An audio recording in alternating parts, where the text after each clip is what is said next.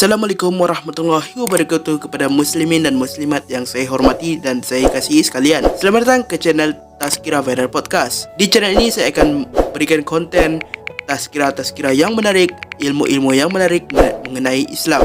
Baiklah, pada video kali ini saya akan bincangkan tentang layanan baik terhadap orang bukan Islam. Wa in ahadun minal musyrikin istajaraka fa'ajirhu hatta yasma'a kalam Allah thumma ablighu ma'manah. Dzalika bi annahum qaumun la ya'lamun. Dan jika seseorang dari kaum musyrik meminta perlindungan kepadamu, maka berilah perlindungan kepadanya sehingga ia sempat mendengar keterangan-keterangan Allah. Kemudian hantarlah dia ke mana-mana tempat yang ia beroleh aman. Perintah yang tersebut ialah kerana mereka itu kaum yang tidak mengetahui. Surah At-Taubah ayat 6. Maksud ayat hatta yasma'a kalam Allah, maksudnya sehingga mereka mendengar keterangan-keterangan Allah atau ayat-ayat Allah Subhanahu wa taala. Perintah Allah dalam ayat di atas adalah hendaklah melindungi orang bukan Islam yang meminta pertolongan. Hendaklah menyampaikan ayat-ayat Allah Subhanahu wa taala kepada mereka, dan kita hendaklah menempatkan mereka di tempat yang selamat. Sebab diperintahkan memberi perlindungan kepada orang kafir.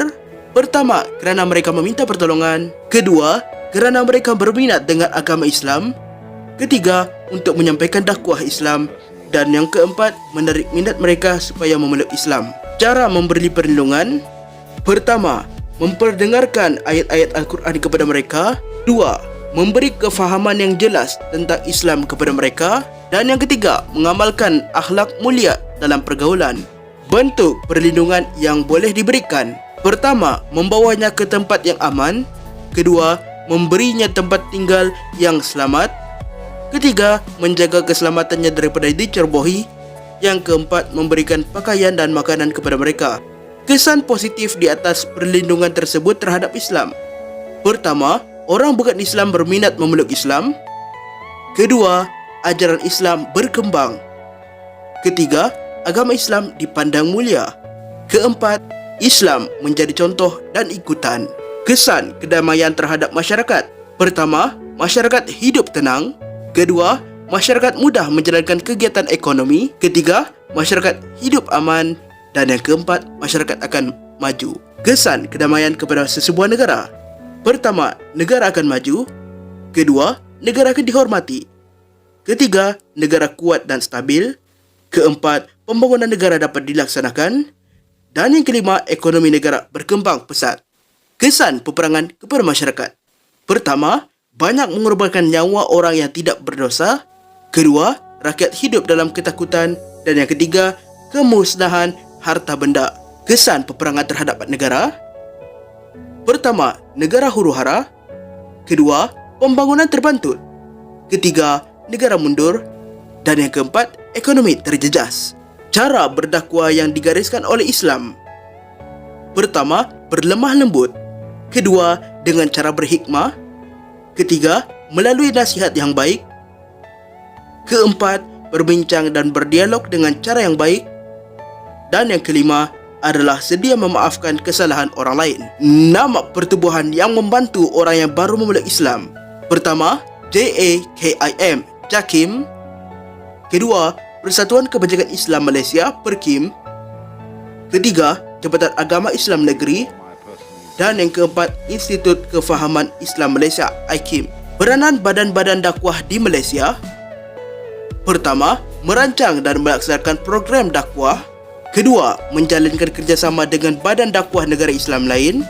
Ketiga, menyedia dan mencari dana. Dan yang keempat, memantau program yang telah dilaksanakan. Strategi berdakwah kepada orang bukan Islam: pertama, menggunakan teknologi moden seperti televisyen dan internet. Kedua, mengajarkan sesi perbincangan dengan orang bukan Islam. Ketiga, bergaul dengan cara yang baik dan tidak bertindak kasar. Dan yang keempat, mewujudkan suasana yang harmoni. Kepentingan memberi perlindungan kepada orang bukan Islam. Pertama, untuk menyampaikan Islam kepada orang bukan Islam. Kedua, memperbaiki salah faham mereka terhadap Islam. Ketiga, menarik minat mereka kepada agama Islam. Keempat, membuktikan kesucian Islam. Dan yang kelima, umat Islam boleh dijadikan contoh. Konsep perlindungan kepada orang bukan Islam. Pertama, Islam adalah agama yang menganjurkan kedamaian. Kedua, Islam menganjurkan jihad dengan matlamat untuk menyampaikan iman. Ketiga, Islam lebih mengutamakan dakwah Islamiah.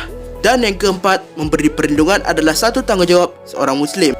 Pengajaran yang dapat diambil dari ayat di atas adalah: pertama, Islam mewajibkan umatnya memberikan perlindungan kepada orang bukan Islam. Dan yang kedua, kita wajib mengekalkan keamanan negara. Sekian sahaja video kita pada kali ini tentang layanan baik terhadap orang bukan Islam. Jika anda suka video ini dan konten seperti ini, pastikan anda like video ini, komen di ruangan di bawah apalagi topik-topik yang anda ingin saya bincangkan untuk video yang akan datang, dan share video ini kepada rakan-rakan anda. Dan yang paling penting sekali, jangan lupa subscribe channel ini dan tekan tombol lonceng di sebelah butang subscribe itu supaya korang dapat update terkini daripada channel TVP ini. Wabillahi taufiq wal hidayah. Wassalamualaikum warahmatullahi wabarakatuh. Bye bye.